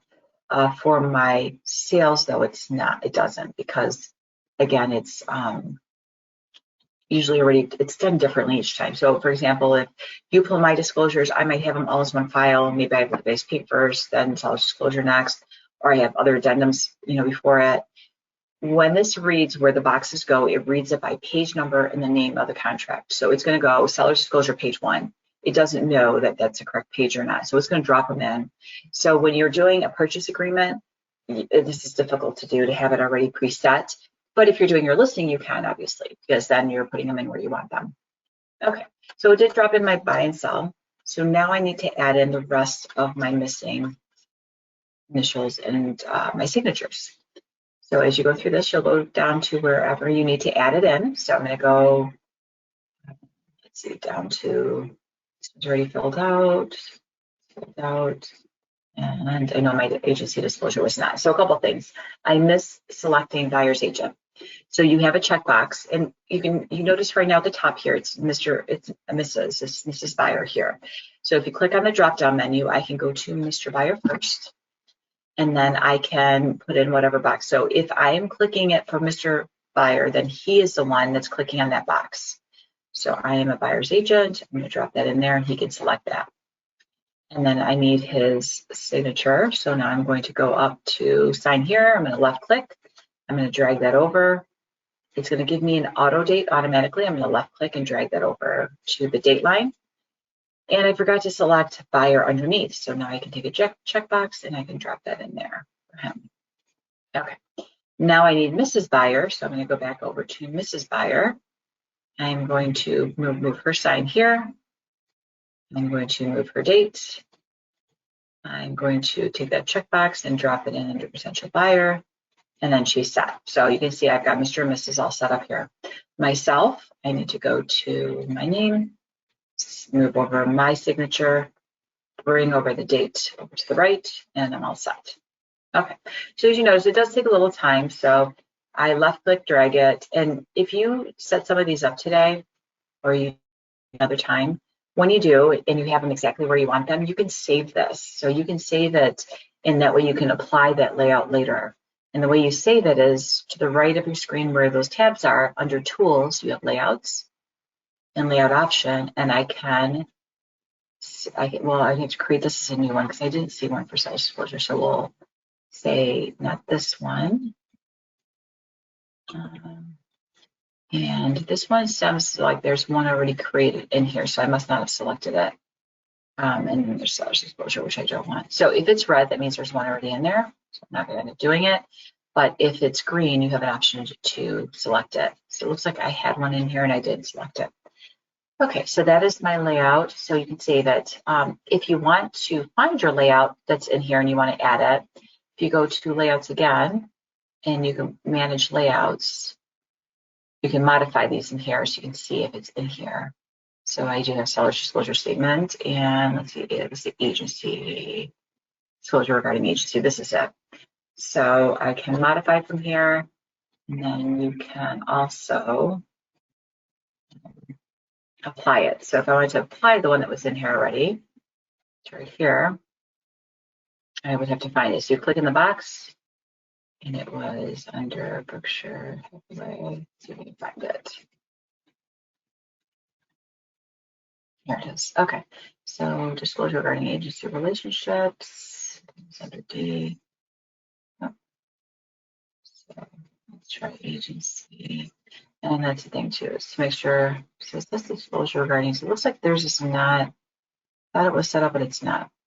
So I could use one under. Let's see if there's one created under Michigan Realtors. I think there's one in there. Disclosure regarding here it is, with agency relationships. So here it is. So if I want to include that one, seller's disclosure, I don't want so that one, and my buy and sell agreement I already have. So signed signature layouts. Okay, and you see it doubled it up. So it does have them set up in here, so I can remove the ones I don't want, because you don't want them on top of each other. It will give you a hard time. It won't allow you to complete the transaction because it reads there's two there and you can't really select them if they're on top of each other. So, but I do have one set up in there that I can use. Seller's disclosure statement. Let us add initials for my clients.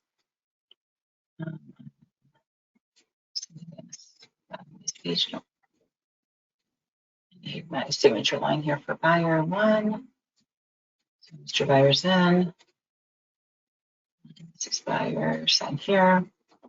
And her date and time, and then there it goes. The initials for Mrs. Buyer and Mr. Buyer. Okay, so I got that one done. Alrighty, so I have a few boxes in here. So again, you would go through and make sure everything's where you want it. When you're done, you're going to be sending this over to your client. So I want to show you the other tools in here before we do anything else. So there's a lot of different tools you can use. So we did the sign here and we did initials. And again, you just left click, drag them. Text line, if I need to add something in here that wasn't added, again, I forgot to add in concessions, for example, in my buy and sell agreement. So I can come in here and add concessions. Right here under other conditions, you collect your text line. There it is. Move it where you need it. Left click in it, and you're going to type in here. Oops. So this one, actually, I'm going to remove that one. I'm sorry. I apologize. We want the text box, not the text line. Text line is filled out by your client. When I'm doing a listing, I will use this in the area where they can add their social security number. They can add the loan, the bank name, the loan number, and things like that. That's when I use that. I'm going to add in the text box because now I can type it. Because before he signs, he needs to see what I have in here. So to pay, say 3% concessions, purchasers.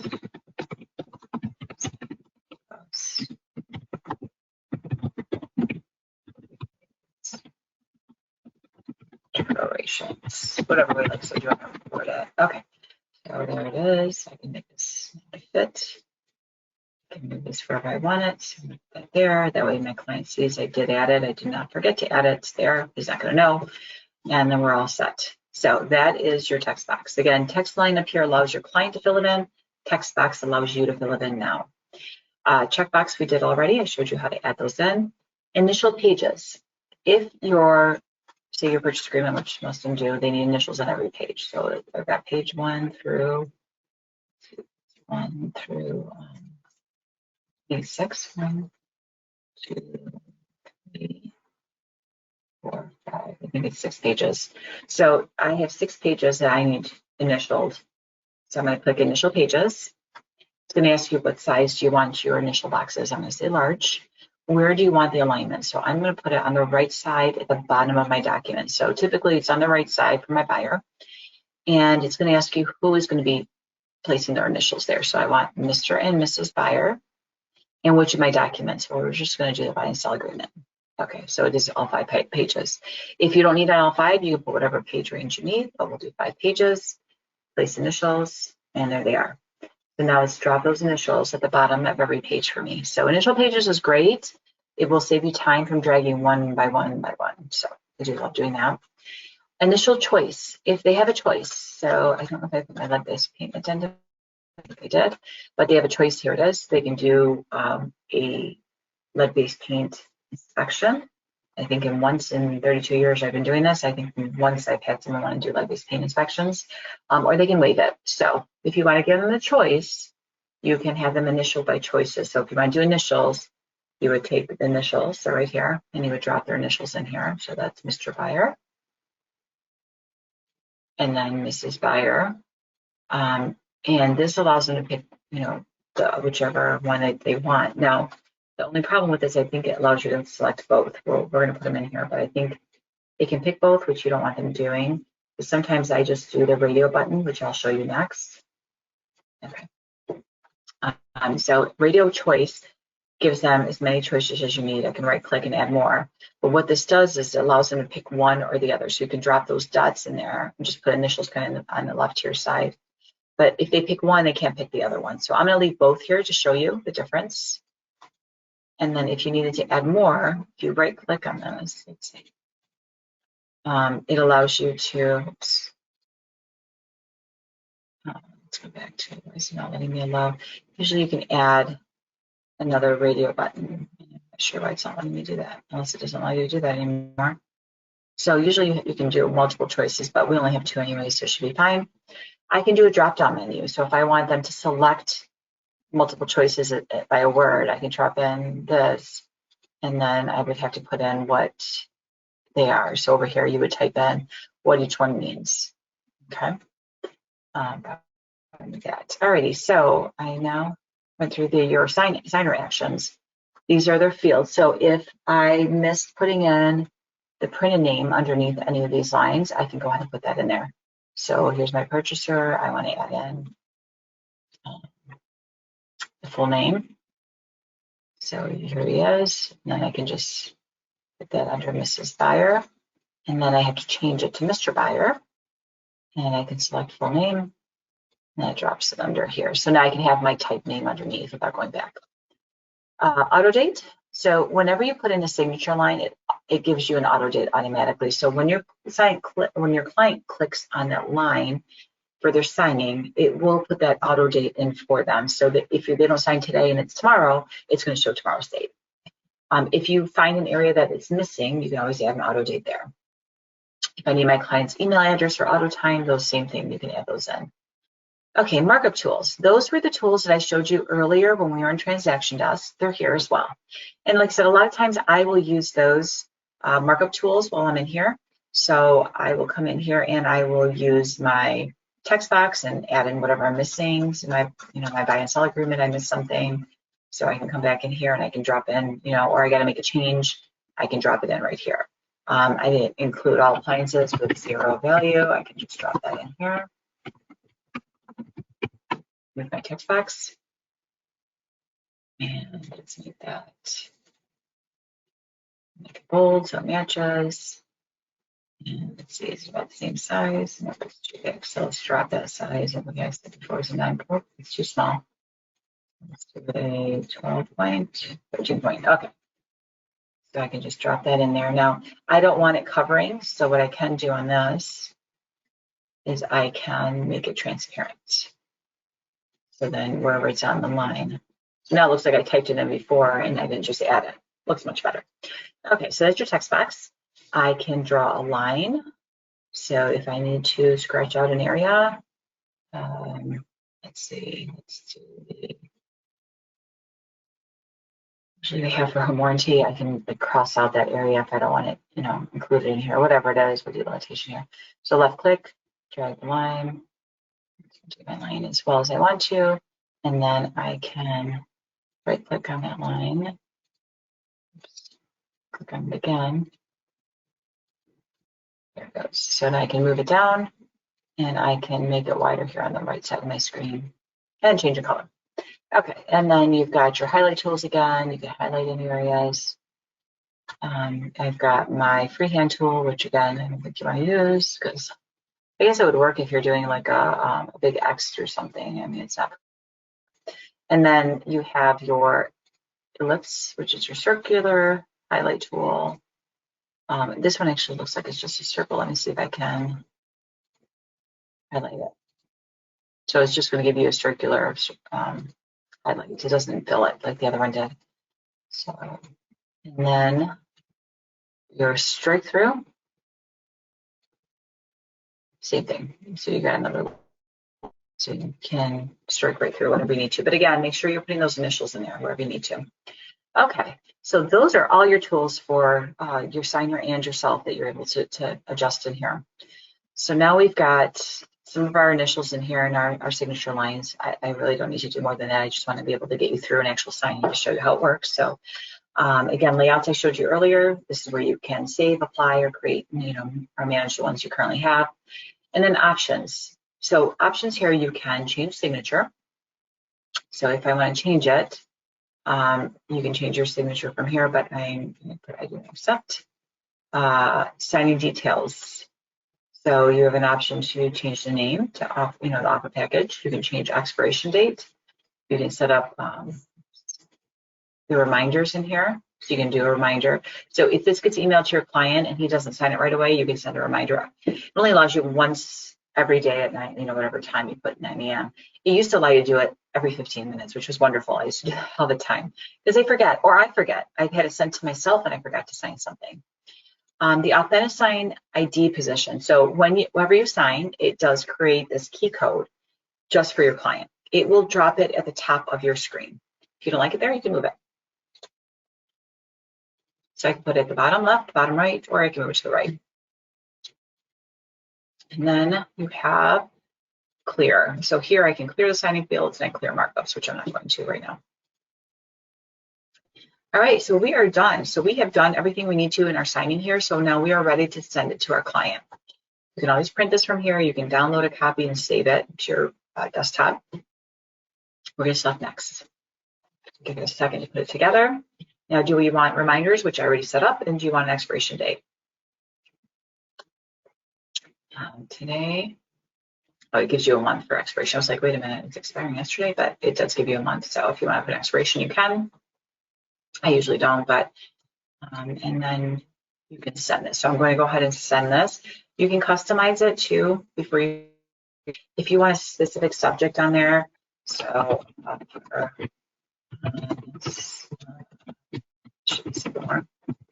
I can drop that in there, and you can make that for each of your clients. You can type in a message in there as well. So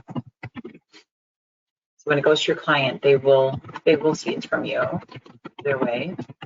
But if you want to make a change there, you can. It doesn't allow you to set a subject line for your CC, which I wish I could, but it doesn't. So hit save, and now I can send this.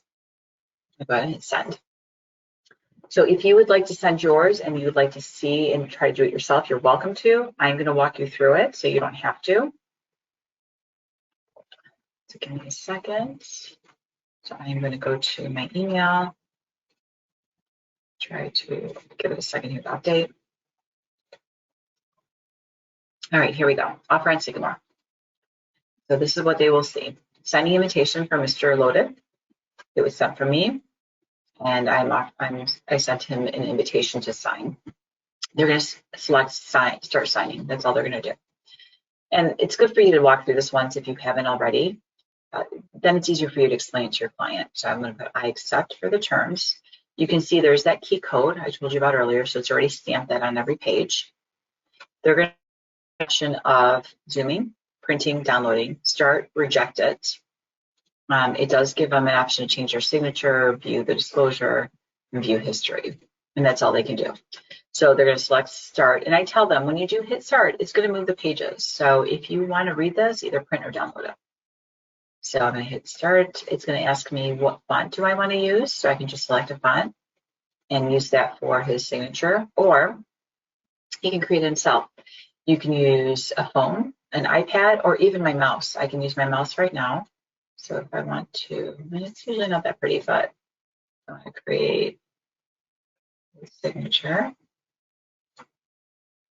and his initials. I can. And then I can hit set signing. And then I'm going to hit click, and it's going to start filling in those areas once I click on everything. And you can see his signature is going in. So just tell him as he does this, they'll see the progress in the center here. So it'll show there's 7 have been done. So we have 6 more. And I'm done. So when they're done, they just say complete signing. And they can print and download it from here as well. I let them know that once everybody signs, they will get an email. They can download the whole contract. So they'll have a copy either way.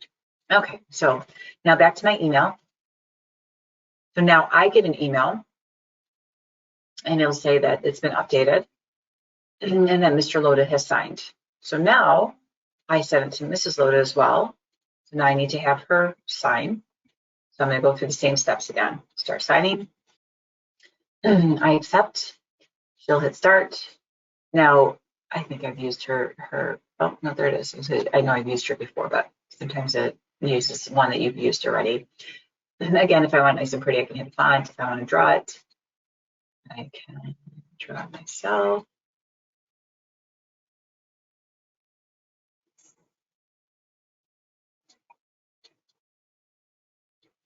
And my initials, not pretty. Again, it might be better off going to styles and telling to select a font. And then you're just going to click. And wherever it highlights, through it here, go. Okay, this is where they can select. So, okay, so the initial choice, it does give them one or the other, which is good, because I know sometimes it lets you select both. Now, there's also the radio buttons. It does the same thing, but this wants initials anyway, so I prefer that, I use it this way. This, same thing. They can do the radio button as well. Now, if they want to go back, they can switch to the radio button. Okay, you can hit finish, complete signing. They can print and download, and back to the email. And now it goes to me as the agent. So I'm going to do my quick signing, which won't take too long. Perfect. Okay, I accept. Now, I've already created my signature, so you'll notice that mine goes in already. I don't have to select it. So when you do this, if you just do a mock-up one and put yourself in, then you can create your signature the way you want it and save it. That way it remembers it every day. It'll save it and it'll remember it each time. So then you don't have to keep doing it. Okay, so they're done. So now everybody's signed. And you can see every time someone signed, I received an email as the agent saying it's been accepted.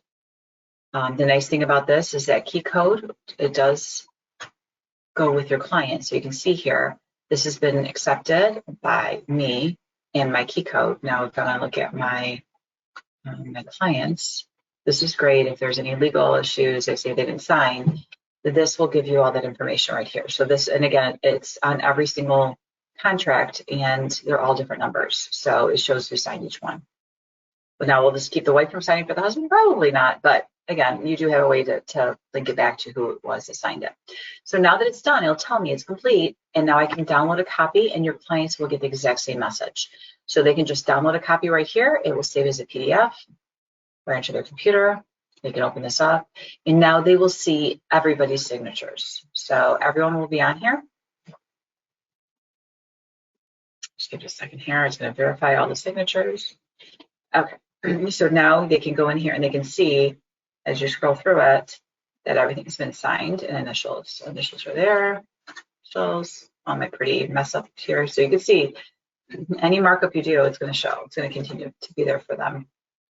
But here's the signatures, and here's signatures, auto dates are in, and it's all done, and it's ready to go. Now, if you included me as the listing agent, then I should get something from you as well. So if you play with this later and you send it, I'll know it's not a real offer. I'll be able to see it and you can see if it goes through. So you're welcome to do that as well. So let me go back to my email and see. I should have one in there for myself because I think I included myself. Yep. So here it is. That shows that it's been completed. And then my next one here, because I sent it, should show it's been completed as well. So I should get a copy as the listing agent as well, which I did right here, signing complete. So everybody should have one, and then everything should be done. So yeah, that is everything with the signing. So let's go back real quick here. I'm going to click back on TransactionDesk. So that took us through everything with the signing. If there's any questions right now, I'll look real quick if I see anything in the chat bar or in the questions, which I don't see anything right now. And again, please make sure that on the right side of your screen that you don't forget to download those handouts. You do have them in Paragon as well. I can show you where they're at, but it's nice here because Debbie went ahead and attached the correct ones. You don't have to go search for them. So if you can, just click on them, save them right onto your computer, and you can go back when you're watching TV later, and then we can do that. Oh, looks like Darlene. Hold on one second. I'm going to unmute you, Darlene, and then you can ask me any questions you have. Can you hear me, Darlene? If you want to unmute. Okay, go ahead. Where are the handouts? I don't see them.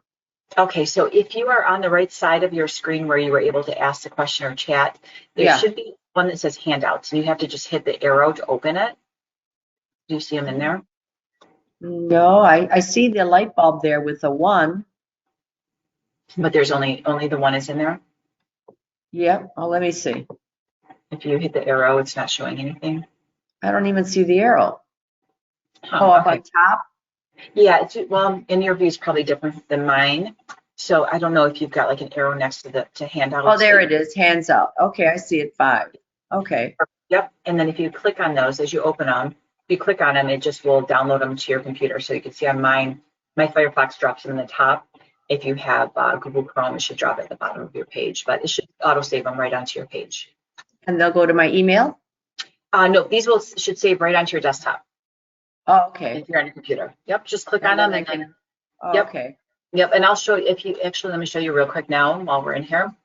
If you go to Paragon, any handout that you Oh, wait, need, hold on. oh, go ahead. Okay. All right, go to Paragon. Okay. Yep, and at the top of your screen in this light blue section where your name is, it says MLS Documents. If you Yeah. click on Documents, you have a folder under MLS folder that says Education. We have 89 handouts. We've been writing these for years now. So they should be pretty simple to follow. There's screenshots. If you wanted for Transaction Desk, in the top here where it says search, you can type in Transaction Desk and it will find everything in here for Transaction Desk for you. Okay. All the webinars are under MLS documents. Yep. Yes, yeah. And this will be all of your handouts. Okay. Yeah, they're there. So then you can click, if you click on any of these, you left click on any of them, it drops them right onto your computer as well. It will save them to your computer. Okay. And then, and they're PDFs, they're easy to follow. Like here's the Authentisign one. We try to make it as simple as possible, but we did screenshots. So you can see as we're doing this, all the, what you should be looking at. Arrow will show you where you should be filling in and explain step by step. And the webinars, if I want to go back and look at something? The webinars will be in there as well, and those will be, we have the YouTube. If you go to our YouTube videos and you log into YouTube, all of them are in there. And we also have them when you go into log in into Paragon. Let's see if I go into, you got to go under, you got to go back to the screen. You got to go to myrealsource.com and they're in there as well. So if you go to the MyRealSource, our main page before you get into Paragon, and here you can find webinars as well. So this is where you should be able to find webinars right here. So if you click on webinars, it will have all of our, it takes you actually right into our YouTube page.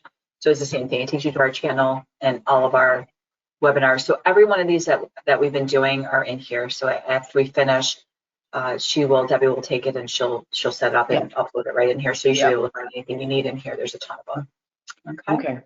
All right. Alrighty. Thank you. You're welcome. All right, so let's see. And then, so we've gone through everything pretty much. The only thing I have left is I want to take you through those icons. Let me go back to Transaction Desk. So if you can click on Transaction Desk, we didn't go through the icons on the left, and I just want to show you where you can create a clause or you can create those templates as well. Because if you didn't have any, this is where you can do it yourself. So if you go to the left side of your screen, just like we did when we looked at the transaction to get to our folders, these folders are for the whole system. The other ones on the right are for that specific transaction. So I'm going to click the one on the left here, and you can see these icons. So first thing is your dashboard, which is your main page of your transaction desk. And then if you go to the left again and hit the house, that's all your transactions. So again, every time you click on create a transaction or click on the transaction desk from a listing, it automatically creates these folders for you. So you can see all my transactions are in here, which I can't even begin to tell you how many I have. So if you need to do something with any of these, you can click on them to open them up. You can go to the right, you've got a menu. It allows you to get into any section that you need to for this transaction. If you have a ton of class test ones like I do, and you want to get rid of them or ones that you've played around with, you can hit that circle, drop them in your basket, and then this does not allow you. You should have a trash. So you'd have to look at yours and see. Let me see if mine allows me to delete from here. And it looks like it doesn't. It could be because that might, maybe, I'm not sure. So I don't know if everyone else has an option to throw them away, but I thought you can clean these up and throw them away. It might be up to your office if they allow you to throw these away or not. I'm not sure if they changed that or not. But there used to be in your basket, but it looks like you can flag them. And if you go back to the left of your screen and under transactions is signings. So every time you create a signing, they're all individually in those transaction folders, but you can find all of them in here. So if you need to go back to modify anything with these, you can. These will show you if they're complete. And when you do, again, as you saw earlier, when you're done, you will get an email with it, but you also can go back into your Authentisign page and you can open up the signing right in here as well. So like this one, I can see my view signed PDF right here. And here's my individual forms and certificates that I had. So the one that's signed, so it allows you to go in, you can see everything from your Authentisign and your transaction itself and TransactionDesk. So you can get to those forms as well here. So either from your email or back in here, whichever way you want to go. It's also in your documents. So if I go to my listing package here, and if I go to my documents for this one, let's see, I'm in the signing. It's not going to let me get to that. But when I'm in there and I go to documents on the right side of my screen, it will show me all of the signed packages, which I would like to show you real quick. Let me go back in transaction, just because you can see how you can download those as well. So if I go back to the one I just did, this one I think is the one I did the signing in. So if I go to documents, all those ones that we just signed should be here. Nope, that wasn't the one we did. So let me just pull one of the ones that I actually have in here. You should see a little key next to them. That's how you know.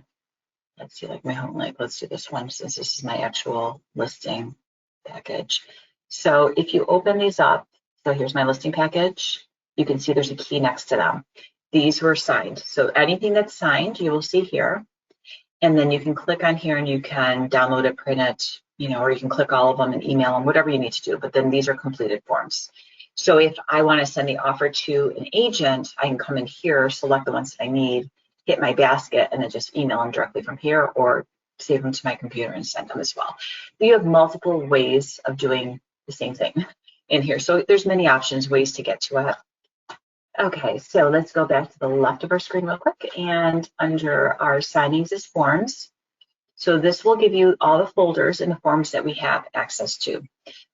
Whatever you belong to, that is the association forms you will see. So this is, and then anything that your office has in here, everyone should see Michigan Realtors, you should see your My Realsource, Fannie Mae, and your photo ones as well. Back to the left of your screen, documents. So when I explained earlier about how it creates a folder for you for each of your transactions, it puts it in this little file cabinet, which is your transaction folders. So if you open this up, like we did earlier when we were trying to, I think, copy into another folder, it's the same thing. You can view all those here. And if you open any of these up, so if I go to my Sycamore, I should be able to see any of my signed packages and anything that was uploaded. I won't see my forms in here that were not either signed or uploaded because those are still open. So you can always go back and modify those. These you can. So you can see here's my listing package and everything's in here. Okay, back to the top left here, tests. If you create tests, they're all in here. Again, my office uses this, so that's why you'll see some things being done in here. Okay, contacts. Here is your contacts. If you have to make a change to a contact, you can go directly in the transaction and click next, or you can come into, this is your address book. Every time you add a contact, it saves it in here. This is just for TransactionDesk. It's not, you can't pull into your Paragon, or you're not pulling from Paragon into here. This is what you're adding in. So again, if you need to make changes, you can come back, you can open it up, and then you can make whatever change you need to here, or add or modify. Okay. If you don't need a contact in here, you can still trash these, so you can throw them away. It looks like you can move them all to an Excel spreadsheet. So if you want all your contacts in a spreadsheet, you can. Okay, so let's go back to partners. This is, again, there's additional fees for a lot of this. I honestly haven't used it. There's so much in here, I really don't need this. But if there's something in here you want to take a look at, you can. Back to our 3 lines. So this is where I want to get you to before we're out of time. So under settings, this is where I will show you how you can do your clauses and your templates. When you have time, go back through your settings as well, and you can make sure your information is all correct in here. Office information, your information, you can create an email signature and so forth. So this is all under your settings. So I'm going to go back to the 3 gears on the left. So I'm going to go, oh, and one other thing real quick before I get to the 2 things you can create. Linked applications. If you want the app on your phone, your iPad, this is where you need to go. You can go to your Apple Store or your Google Play. You're going to look up your TransactionDesk. Once you have it and you're ready to create it, it's going to ask you to log in. You need an activation code. This is your code. They're only good for 15 minutes. So you'll come in here. It gives you this code. So after you open up your app, you'll have to put the code in, and then you'll create your account. And then it will add that device here. So you can see I've got my phone and my iPad is on here. So I have both mobile versions of it, the app versions on both of those, so I can use those anytime. And they work really nice. Their apps are great. They're really easy to work with. So, so this is where you will come in to link them. But back to your settings on the left. Okay, so clauses. If you go down to clauses, which is what, 5th one down, you'll go to personal clauses. And you can see I have mine, and I can open mine up if you want to copy any, you're welcome to, but there's an add button here. You're going to click add new clause. You're going to name it. So concessions, appliances, and then whatever you type down here is what goes in your clause. So if you want to type in, like I've got, here's my appliance one. So I've named off all the appliances. I just remove whatever I don't need. So I'm usually like putting essential 0 in here. So mine just has the appliances are included with 0 value. Again, this has saved me from filling out addendums for underwriters. So you're welcome to copy this sheet if you'd like. And then I have one for concessions I can show you as well. You're welcome to save that one as well. And then just make sure you hit save when you're done. And I'm going to close this one out. Concessions, mine just has seller to pay. I have just a blank space with a percentage sign. And then mine is just towards purchasers, closing costs, prepaids, and prorations. So I like this because I can drop it in and then I just add in what the percentage is, 3%, 5%, whatever it might be. And again, I have it named concessions, so I know. And then you can add in whatever you need. I have one for septic. You can add something for sewer lines. Whatever clause or line that you might use more than once. So something that you might use for most of your contracts or whatever. I like having them pre-typed because it just saves me time. I don't have to go in and type it up. Okay, I'm going to close that out. Okay, so, and then once you have them in here, you can just click on them like I did, and you can adjust them and resave them. So you can make any changes you need to. All right, so that's your clauses. I'm going to go back. If you have Office or System, you can't modify these, but if your Office has any, they should be in there. All right, back to your 3 gears on the left side, templates. Let me show you this real quick. So if you hit transaction templates, this will allow you to package whatever forms you need. So if you want to do your listing package or sales package, a lease package, commercial package, whatever you want. So here again, add and plus sign. Name it. So I'm going to cost test listing, and you'll want to select type. So the type is going to match it up when you're doing your creating a transaction. So when you create a transaction, you select it as residential lease. It's going to know that that's what it's going to match up with. So that's how it knows to place that in there. So residential lease, for example, hit save. And you can fill in some of this other information, but the main thing you need is forms. So you'll go to where it says forms here. Hit your plus sign on the right, and then you're going to find all the forms you want. So you could just put in here lease, pull on my lease form. So I want my lease agency relationship. I want my right to lease listing agreement. Maybe I want a closing statement. If I want to throw a mutual release in there, I can.